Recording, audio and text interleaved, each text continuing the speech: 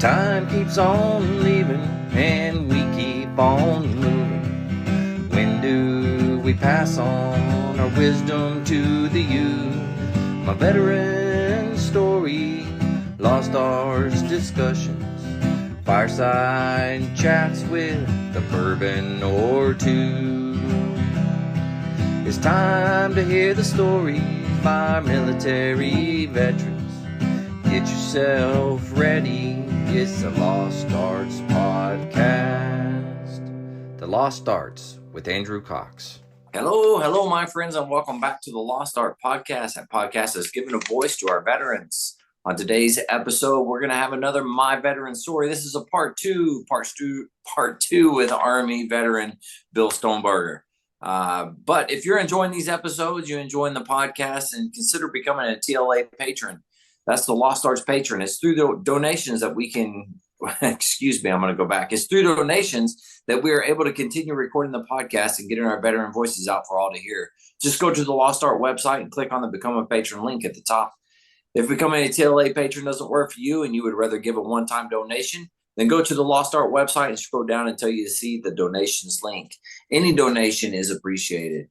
And if you'd like to be a guest on the podcast, then email me directly at thelostartwithandrewcox@gmail.com. That's thelostartwithandrewcox@gmail.com. And as always, we do have merchandise for sale. So we got hats, we got shirts, we got cups, we got all kinds of goodies for you. Just go onto our website, click on that merchandise tab, and you'll be able to get some of that merchandise, be able to spread the word of what we got going on here at this podcast. All right, with that, we have Bill Stonebarger coming back for part two. So, Bill, how you doing tonight? I'm doing well, Andrew. Awesome. Hey, welcome back to the show. So we left off. You had just had your second child, your second son, and you just gotten back to Fort Bliss, if I'm not mistaken. Isn't that where we left off? Yep. So coming back to Fort Bliss, and so came back to Fort Bliss, had my son because I was an AIT instructor. So yeah, had my son. You know, we had a little back and forth with the first sergeant and myself. So I reenlisted because my buddy called me up and said, "Hey, come over and take over the old platoon you used to be in. I think it'd be a perfect fit for you." So yeah, I reenlisted. Took over as a platoon sergeant in Echo 11 at the time. Adopted a phenomenal platoon. So, excuse me, made my job pretty easy as a platoon sergeant. But later on, I'd pay for it with certain things that I didn't know because everything was so easy when I first took over. So, yeah, got spoiled on your first go round as a platoon sergeant there. I did. So had a first sergeant there. He was a great guy. Thought he was hard-headed, you know, but he was a great guy, and he was one of those ones that every time there was something to get done, he'd always come to me and my platoon, and he was just hard on me, you know. He even fired me once in formation one time when he was mad at Launcher Platoon because Launcher Platoon set the standards, and you know when you have when somebody messes up and you're the good one, they don't expect something like that to happen. So it looks like they're hard on you. But anyway, we were running and we were singing cadence, and the first sergeant was already mad at us. He's like, "No cadence for you guys." So it's like, all right, no cadence. And then fire control comes running by and they're singing cadence, and one of my privates just like, "They're singing cadence. Why can't we sing cadence?" And looked at me, and I was telling him, knock it off, right? And then first time I was like, "We're gonna run whatever," and I was like, "Well, let's do it then. Let's go." He said, like, he was a good runner, but he wasn't gonna run us into the ground, not this team. So I was like, "Let's go," you know. He turned around, he's like, "You're fired," and I was like, "Can you do that?" Can you do that? But yeah, so and then we're still running. I'm standing there, and he turned around. He goes, "Sergeant Stone, I'm talking to you. Get out of my formation. You're fired." I look over and I just look at Lou. Lou's a sergeant major now, but he was one of my squad leaders, and I was like, Lou, take over. Lou gets out there.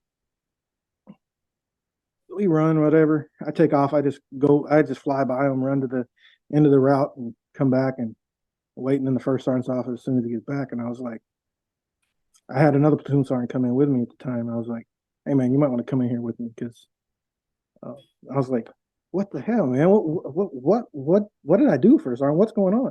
He was in a bad mood. And he was like, you're out there running your mouth. And I was like, first sergeant, you challenged me.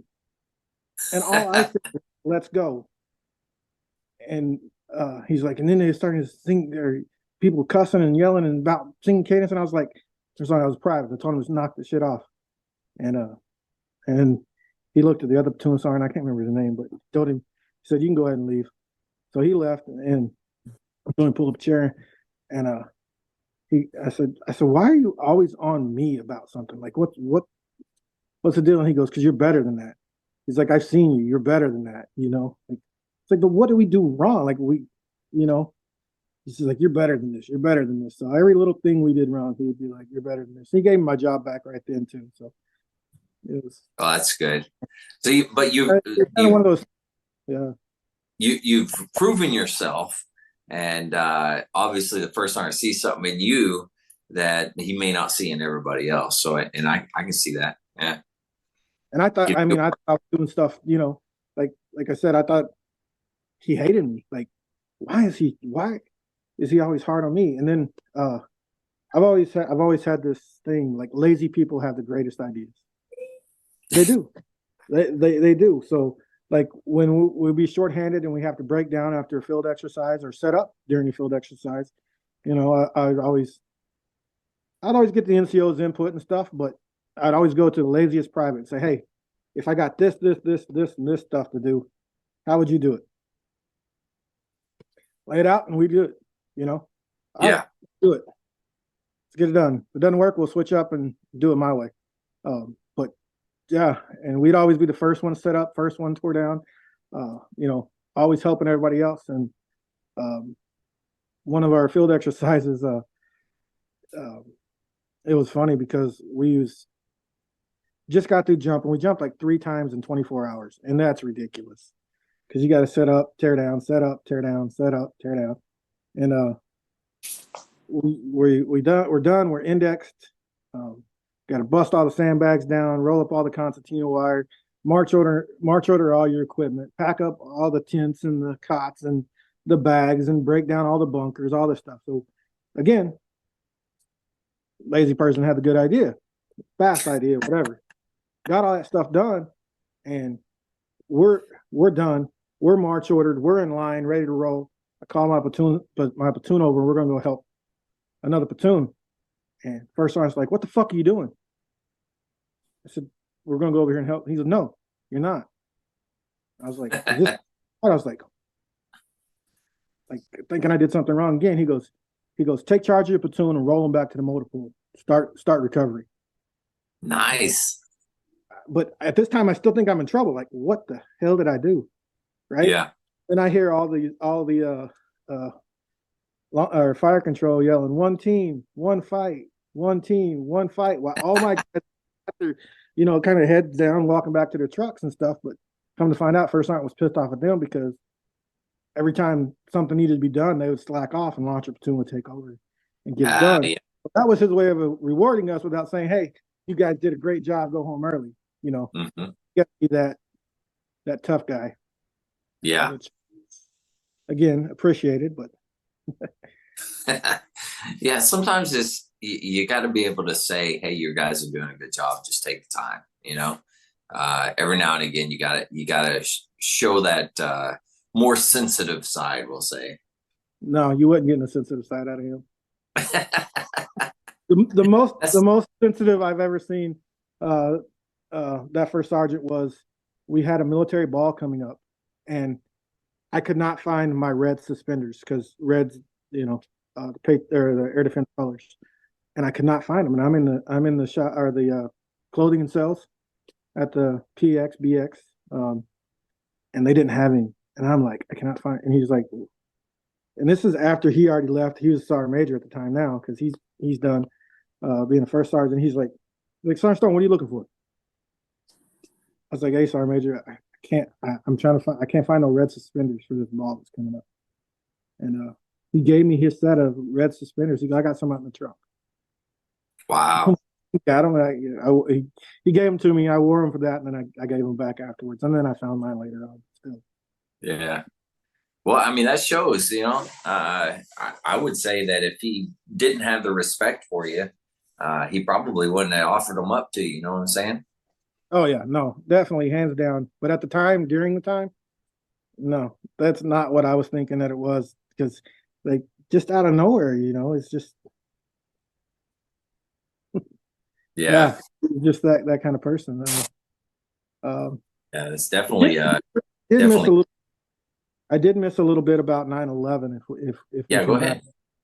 So here I am, a young E5. We're in the field. Came back from Korea.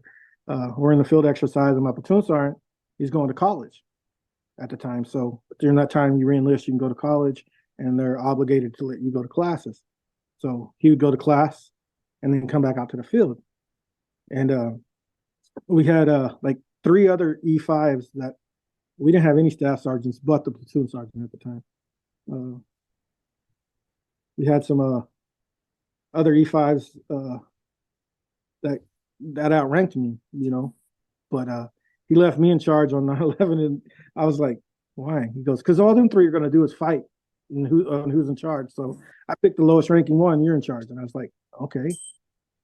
So I had to tell all of them that. But anyway, so we're out in a field exercise, and 9/11 happened, and I get a phone call, if you will. So we have these little 312s. You have 12s in the Marines. Yeah. So like, Yeah. you ever shoot anybody with them? Mhm. That's fine. But anyway, so you have these 312s that's hooked up to the CP. So if the CP wanted to call you, it's hardwired over to your tent, and you just turn this crank, and it goes. Yeah. So I answered, and I'm like, launch platoon, Sergeant Stone, and one of my old privates was a specialist at the time, and he got put into the CP, and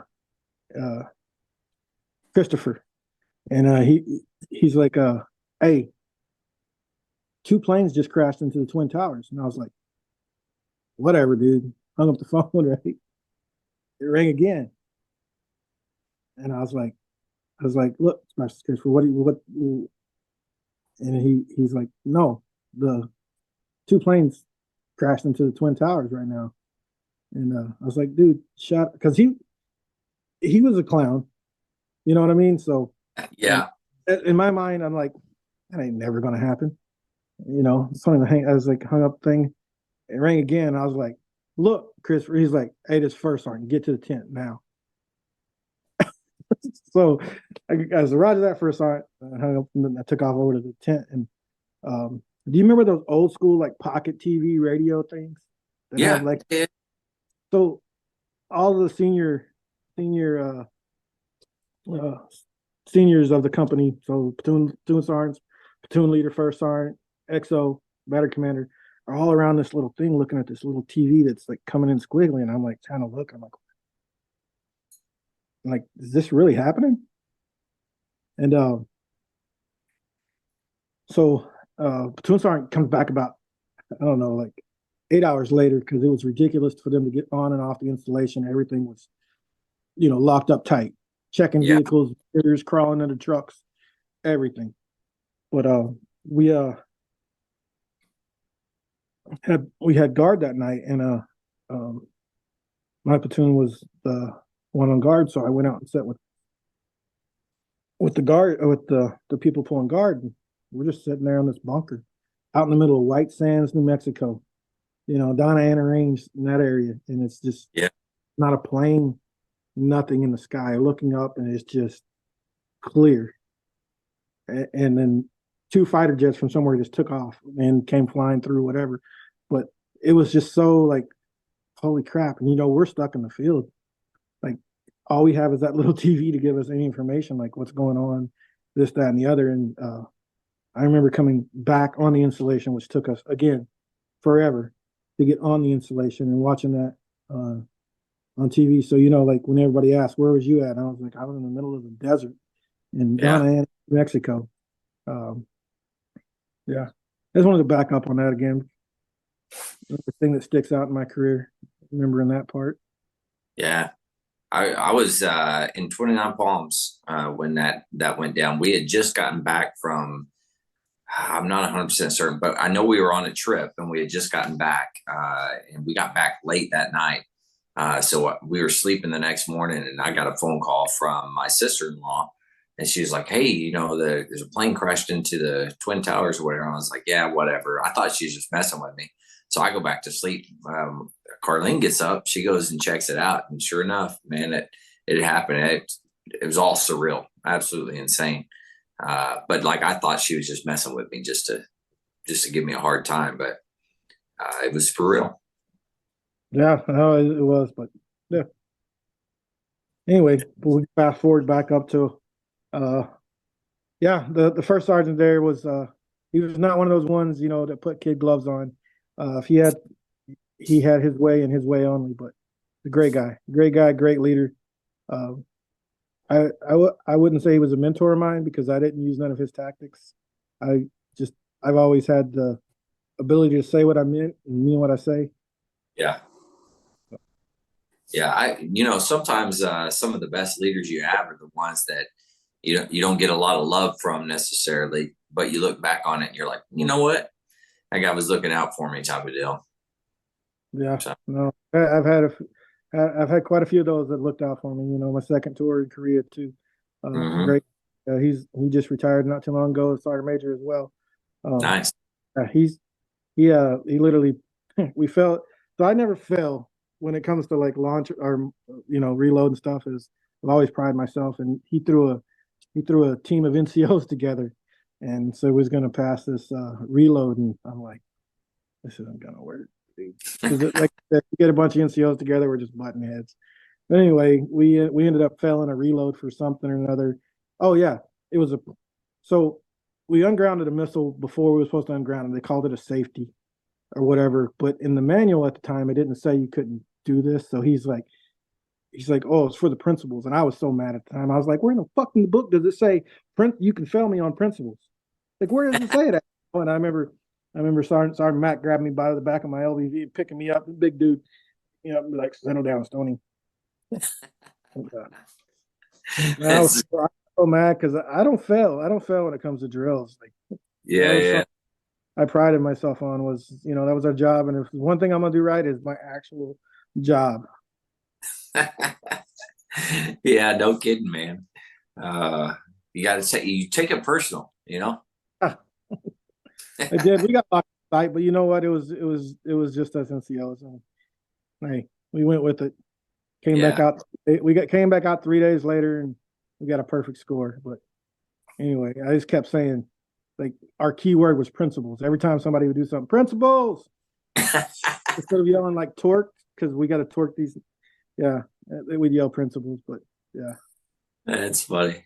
Oh, It's funny how you think about some of the stupid things that have happened, and then how you respond to those sometimes. Like you're saying principles. That's kind of like the slap back at them, and they probably don't even realize it's happening. But yeah. I like it. Yeah. So at this point, then you're still at Fort Bliss, but where are you going after that? So I'm at Fort Bliss, and then we get uh, a big move is coming. They're taking Patriot to Okinawa. So we're the first Oh unit wow, to Okinawa, Japan. We're taking all of our equipment. We're setting up, and we're going to establish uh, um, Patriot air defense in Okinawa, Japan. Um, so we're about to go to Okinawa, Japan. My daughter's about to be born. Um, I'm I'm supposed to be leaving early, and I was like, "Man, my daughter's about to be born." And my buddy, he was the headquarters platoon sergeant. I was launcher platoon sergeant. And then my buddy, we were I don't know what we were doing. We were in we was in El Paso doing something. I think we was at like one of those off store installations, like clothing and sales, but it's off store, so it's like used Mhm. stuff. I'm sure all military installations have them. Oh yeah. And so we were there trying to find something, and he gets a phone call from the first sergeant, and I said, "What are you doing?" He said, "Well, I'm here with Stone, and we're whatever." But he's like, "I need, oh, good, both of you. I need you back in the office now." She this time, so I have a female first sergeant. She's like, "I need you both back at the office right now." Um, so go back to the office. Like, well, what's going on, first sergeant? Uh, she's like, "You're leaving in 2 days. You're staying until your kid's born." I'm like, Wow. "Okay, great. I'm thankful." So he has to leave. His wife and his kids come live with us for like, I don't know, like a week or so. Um, and then we're back there, have the kid. My daughter, my third child, my daughter, that's another thing. I had two boys. And then I had my girl. You thought your world, you have daughters. So Yeah. my world changed even more. Um, and so at this point now we're waiting on her passport. She can't come to Okinawa without a passport as a newborn. So I'm on rear D now, rear detachment. I'm the the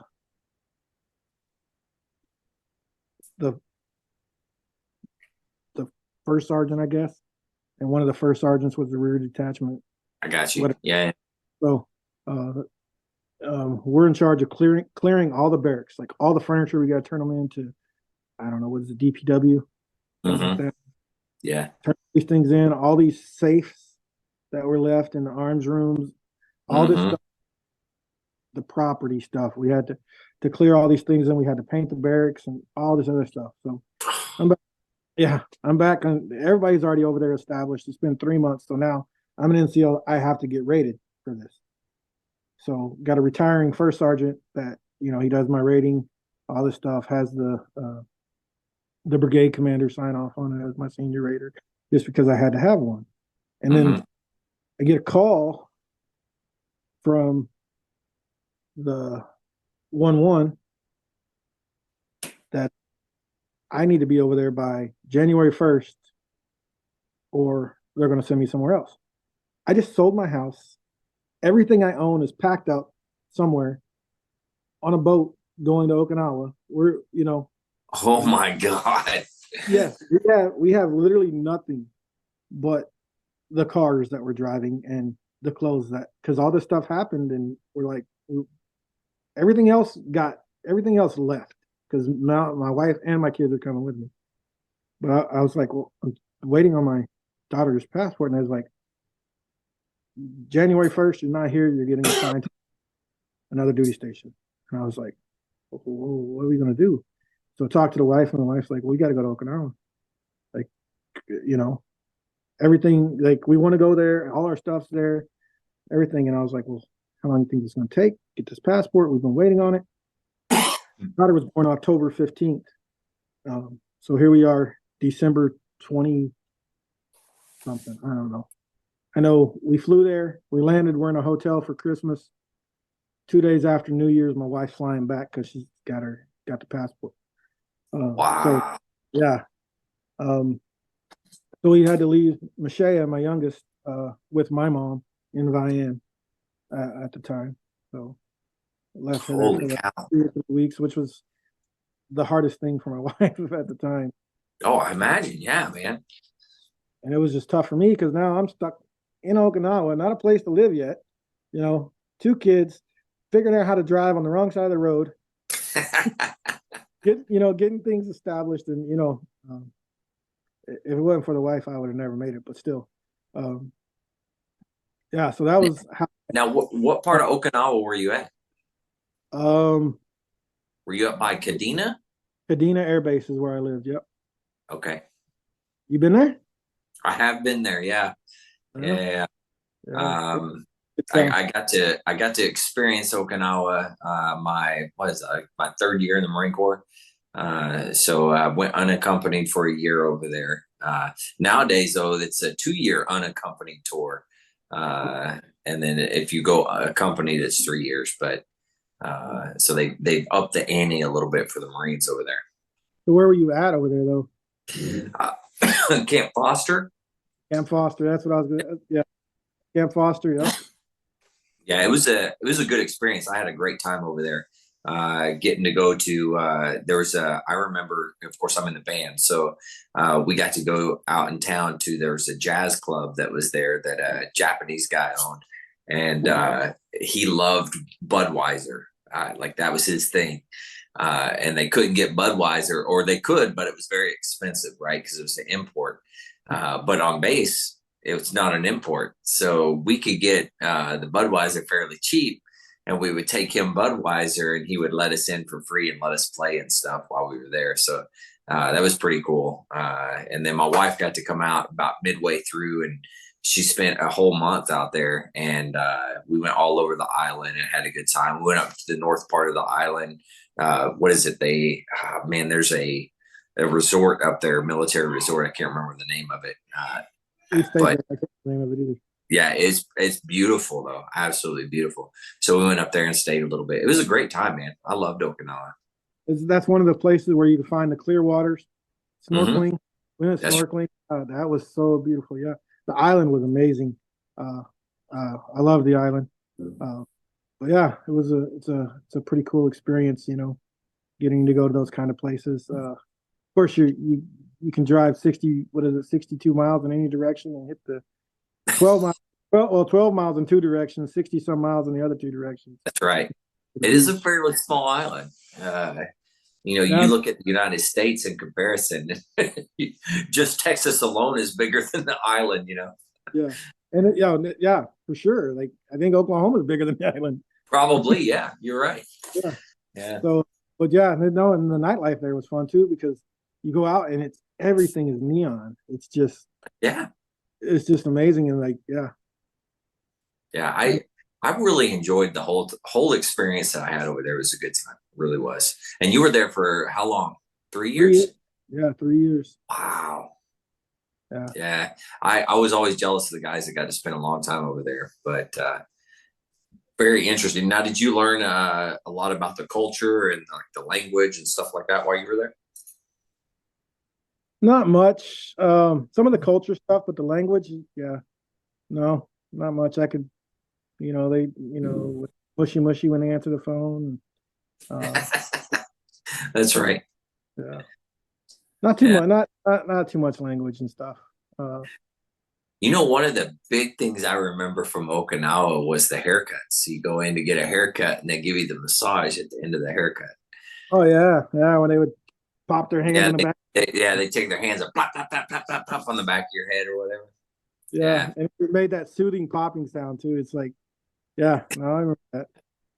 It's funny how the small things that you kind of remember about different places or whatever.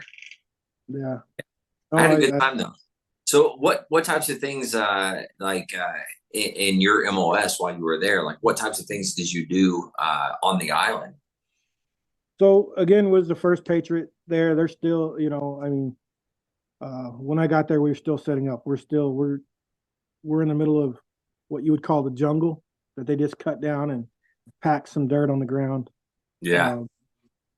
So yeah, that's what we was doing. We was establishing, the setting up the Patriot launching stations. Again, every time I've been anywhere overseas, always on an Air Force base. So, Air Force they have it so nice. But yeah, we used to talk about our barracks, the barracks would be condemned for them. And it's like a 5-star hotel for us. We get our own bathrooms. Yeah. I know, right? I always loved the Air Force chow halls. Man, I know. it's like a 5-star resort. Midnight? What's that? Flight line kitchen on Kadena at midnight. Oh my God. My mouth's watering now just thinking about their wings. Oh. Yeah, they have it made when it comes to the chow halls for sure. Well, even the barracks, their barracks are always absolutely incredible. It's like they're staying in dorms and probably better than dorms, to be honest with you. Yeah, no, Air Force have got it made. But hey, that's why they chose that stuff, right? That's right. We chose wrong. Wouldn't trade it for nothing. Oh, so yeah. So again, I get there and I lost my job, so they've already had to hire another or put another platoon sergeant in. So they switched me batteries. Again, at this point I'm the highest ranking staff sergeant in this platoon, but they already have their establishment, so puts me in a squad leader. I was like, okay, whatever, we'll do this. But it was kind of hard for me, being the highest ranking staff sergeant and not being a platoon sergeant at the time. Mm-hmm. Though sergeant first classes are what's supposed to be your platoon sergeant by the way things are designed. Right. But things worked out. One of my best friends to this day, Marcus LeBlanc, call him Skip. You know how they had the zero tolerance over there? Mm-hmm. Yeah. And he had like maybe 2 beers. I don't know what it was, but got pulled over. He blew a .01 or whatever. Ooh. Yeah. And it was zero tolerance. So yeah, he got kind of in trouble, and which opened up a slot for me and probably saved my. But yeah, and then I took over, went back, took over headquarters platoon at that time back in my old unit, which was not Echo 11 anymore because they cut Echo 11. Echo is no longer a thing. It's just Alpha, Bravo, Charlie, and Delta now, and Charlie Battery. Alpha Battery at one point, and then went back to Charlie, and then Bravo Battery is where I ended up. Back to where I was at. I spent time in most all of them, but still, Yeah. Back to where I was at, and from there it was just getting to be a platoon sergeant, and finding out all these things that these knuckleheads do when they don't have any kind of guidance, I guess, on the weekend. Like, yeah. So had a lot of people, do some stupid stuff. We lost a soldier over there, not for stupidity, but got hit by a dump truck. Oh, wow. Yeah, a car did, but Now, what year was that? I'd have to break out my me book to look. Okay. Hang on. So I got here in 2012. Only back for about a year and a half. So about 2007 to 2010. Okay. Yeah. Wow. Yeah, but so yeah, it was 2007 because my daughter was born in 06, so 2007. Okay. And you said you got hit by a dump truck? Is that what happened? So I think it was a dump truck, a trash truck. I can't remember exactly what it was, but we just got released, and something happened and the truck didn't stop and kind of ran over him on base. Oh. Yeah, it was not a good deal, but yeah. So being over there and setting up, you see some stuff like you can't really go very many places with your equipment. The roads get washed out pretty easily during the monsoon season. Yeah, we have monsoons, or what is it? Not monsoons, typhoons. Typhoons, yeah. Yeah, typhoons, because it was T-Core. I remember sitting, like, we didn't get to go to work because it was T-Core or whatever, T-Core 1, 2, 3, or 4, the levels of typhoons. And I remember looking in my backyard at one point, and there's this beach ball. So we lived in these brick houses, but there's this hill behind me, and there's this like stream when it rains right in our backyard. That's like where the water runs down. But I remember watching this beach ball just go back and forth, because where we were at in the typhoon, the way the winds were swirling or whatever, it would take it to one end and back. Thought that was pretty cool. Well, I was like, this beach ball is just going back and forth. Like, it's got to be the same beach ball, right? Like, it goes back here and it won't come back. And I'm like, it's got to be the same one. That's pretty awesome. We used to have, it's like every time a typhoon would come, we have big parties in the barracks. And then there was guys that would go out and they take their poncho liners and they'd make big, man, what do you call them? Kind of like parachute or whatever that catches the wind. and then they would skate like either on a skateboard or rollerblades or something, and take off down the big old hill that was there where our barracks was. It was pretty funny. Some guys would try to jump off the second story of the barracks and catch the wind. So that story gets told to us when we were there. Like all these things that you're saying, we've heard all these stories. Like you Marines were good at one-upping us on safety briefings. You guys got all the good stuff that we got safety briefed on. Yeah, like Yeah. I'm glad I was there for you. you know, and you hear these stories and you're like, what? Why? You think to yourself, no way is this for real. That didn't happen. Oh no, I did. Yeah, I was there. I got to witness some of it. So yeah, I'm there. I get promoted to. No, I didn't get promoted yet. This is when I come back. But so we're there for 3 years. Pretty much had the same job the whole time I was over there. After I got back into the platoon sergeant, stayed there as a platoon sergeant. We did get to come back. Got to escort a prisoner back to Fort Sill. So me and another guy, we had to go to Camp Foster. Where was the where the prison was at? Oh, Or, I don't remember. I don't think it was Foster though. It was somewhere else. What was it? Camp Hansen. Hansen, that's right. Yeah. So we had to go there and do this whole week, 40-hour training on how to transport a prisoner or whatever. So yeah, we got to transport him to Fort Sill, which was kind of interesting because, you know, he's in cuffs and we're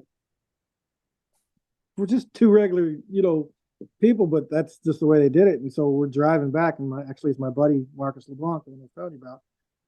He's driving the rental car. Yeah, transporting a prisoner in a rental car. Nice. He's driving the rental car, and he's driving down the wrong side of the road.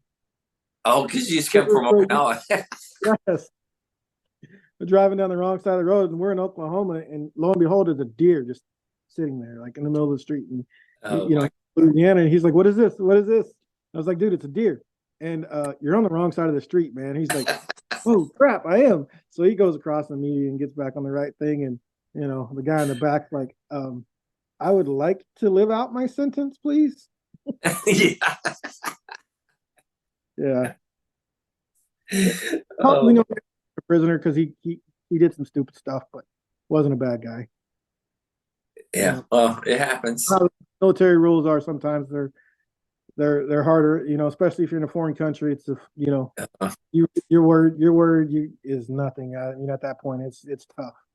But anyway, True statement. So we're there. A lot of interesting stuff happened over there. I mean,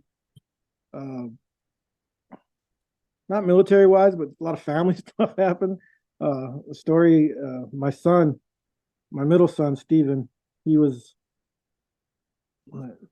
probably about 3.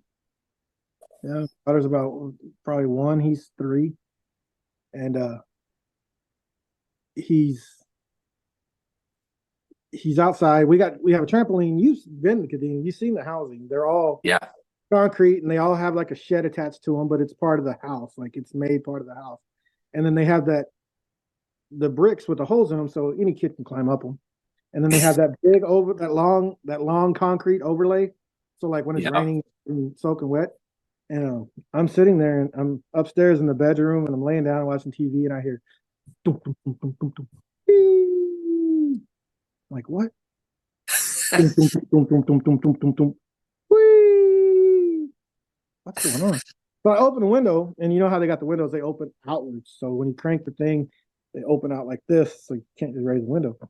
And my son, butt naked, 3 years old, butt naked, running across the concrete thing and jumping off the air onto the trampoline and screaming "wee" on the way down. Like, so my reaction is when he come running by, what did I try to do? Reach out and grab him, right? Yeah. This dude inches away from falling off this 10 foot high ledge just onto the other concrete below. And he's like, yeah, he does like a Heisman pose on me and goes around me. I'm hanging out the window and he's butt naked, still running and jumping and still screaming "wee." And then I try to come running down and get him before he goes back up. So I'm trying to pull a naked 3-year-old that has no fear of anything in his life off of this the side of the shed. Yeah. So finally, when I yank him down, his butt lands right in my face. So that's the face on that one. Yeah, that was a good one. The neighbors just laughing, look like, really. But You know what? I wouldn't. That's what base housing is there for. That's what I say. the project, yeah, that was definitely it was definitely closely relatable. So Yeah. you never know who you're going to be next to. Which actually, when I moved in, there's her name's Shiloh, but she's from Gore, Oklahoma. No kidding. Yeah, I knocked on the door because they were supposed to show me the house that we was going to get. It's next door to them, but they're duplexes, so it's just the opposite. She opens the door and she has a Gore Pirate shirt on. Wow. And so like we have all What the are same. the odds that? What are the odds? That's crazy. It is crazy. For all the listeners, Vian and Gore, 10 miles apart in Oklahoma, and here they are in Okinawa, Japan, next door neighbors. Yeah, amazing.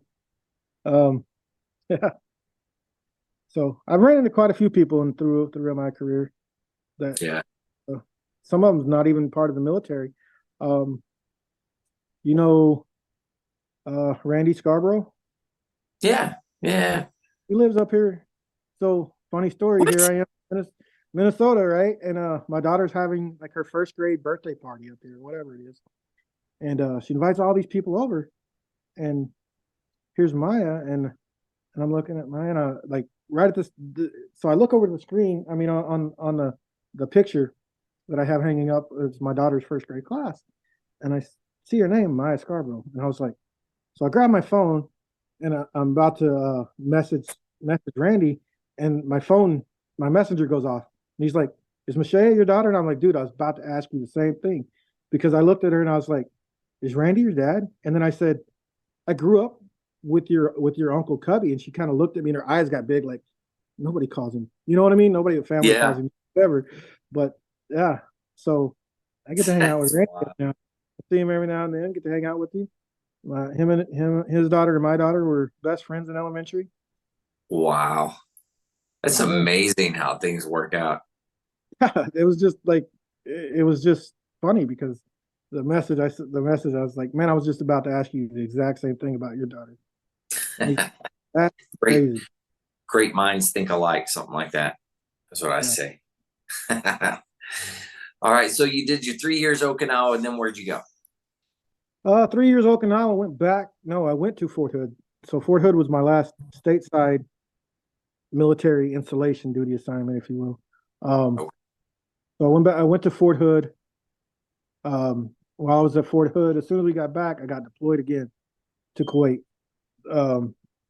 So went back or went to Kuwait this time. I was in. Dang, what's the name of that? I was in 2 different places. I can't even think of the name, man. In Kuwait, you said? Yeah. Arif John. Camp Arif John. Is that right? Okay. Yeah. Yeah. So I was at Camp Arif John in Kuwait. I did a year there. For that one,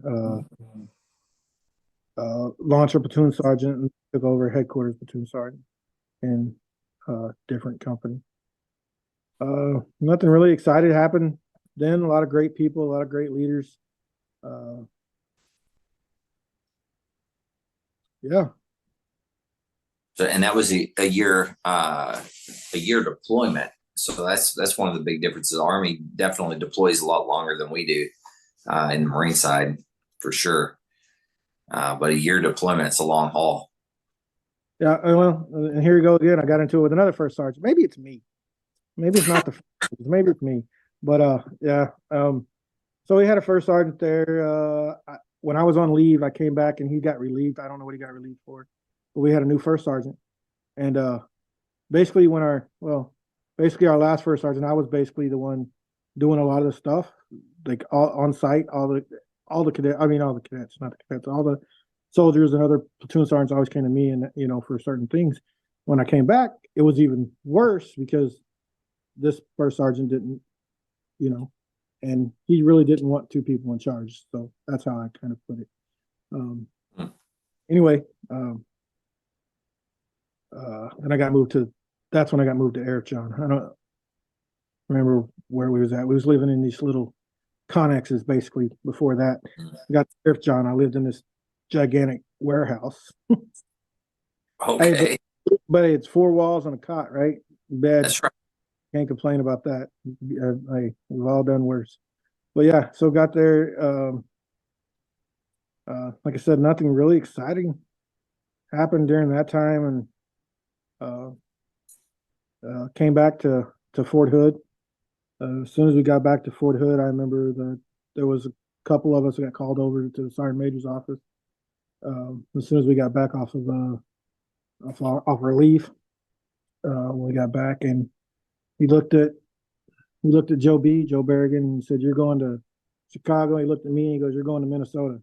I was like, "Okay." And then the branch manager was there and started talking to us, and he's like, "Hey, yeah, you're both are going to ROTC.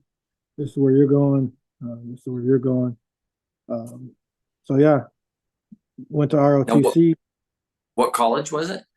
It's St. John's University. It's in Minnesota. Okay. It's College of St. Benedict and St. John's University and St. Cloud State. It's three colleges. They're really close to each other. They're literally like Vian and Gore, that far apart. So, and there's those three colleges, and we did ROTC. I did ROTC here. ROTC is great. Getting to mold the minds of these great leaders that are going to be taking over the future of the military is great. They're just sponges. They absorb it all. Got to be there for so I was supposed to be there for 3 years and then go back. My first 3 years, it was just me and the colonel were the only active duty people there at the time. We had two National Guard employees and then some civilian employees. But I said, "Hey, it's just there's no other NCOs here. You don't have an inbound NCO. Let me stay here for one more year, and then we'll go." So at that point, I'm like, "Hey, I got 2 years and I'm retiring, declining any promotions, not even registering whatever for promotion and stuff." So did my declinations, not gonna do any of this stuff.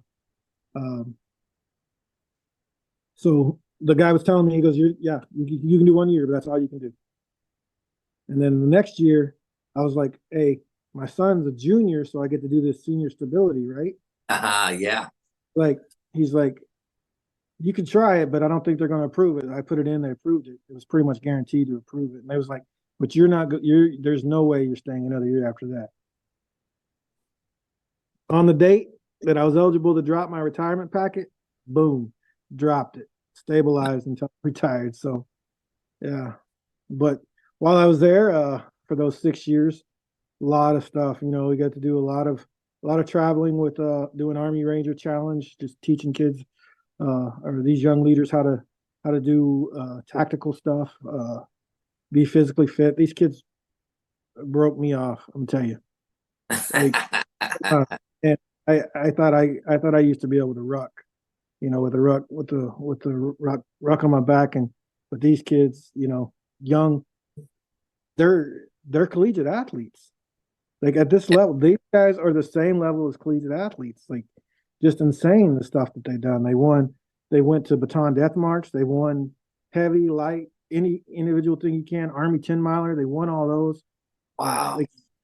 Yeah, these kids are just amazing, and just let the way they run. Basically, the program kind of runs itself when it comes to those kind of activities.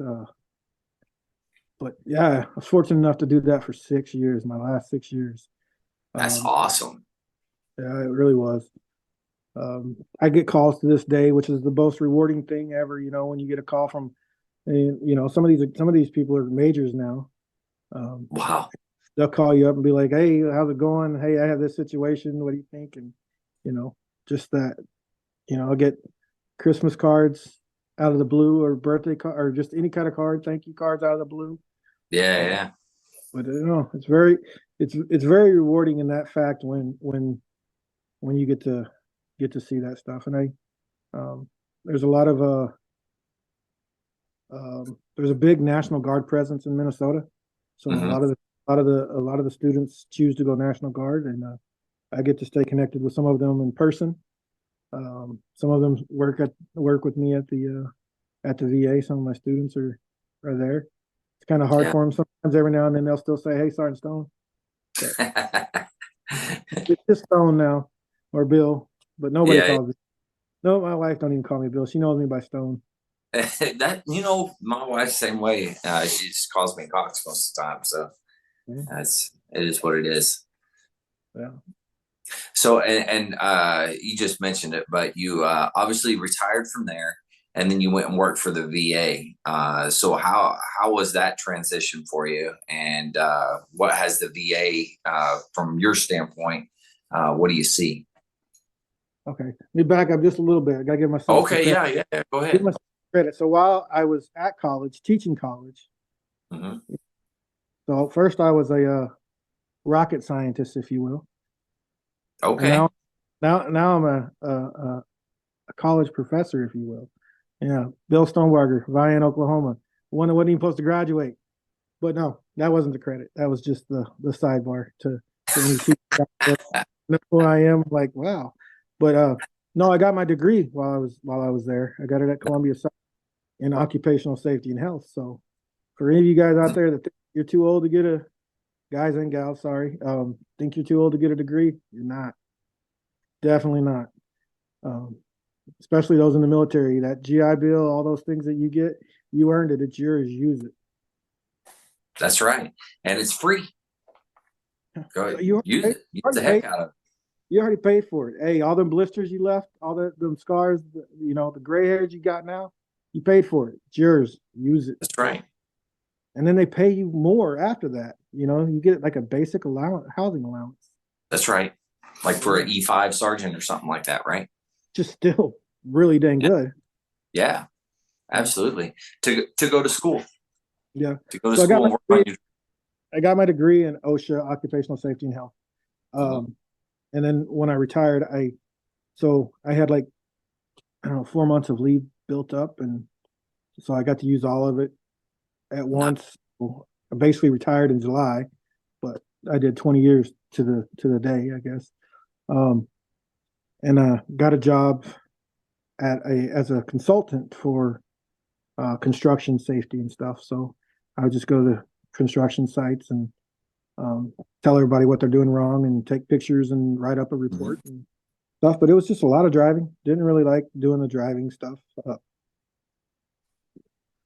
mean, the work was easy though. Like once you get to know the regulations, the ins and outs of safety, Right. being Yeah. stuff is easy. Getting somebody to do it, totally different ball game.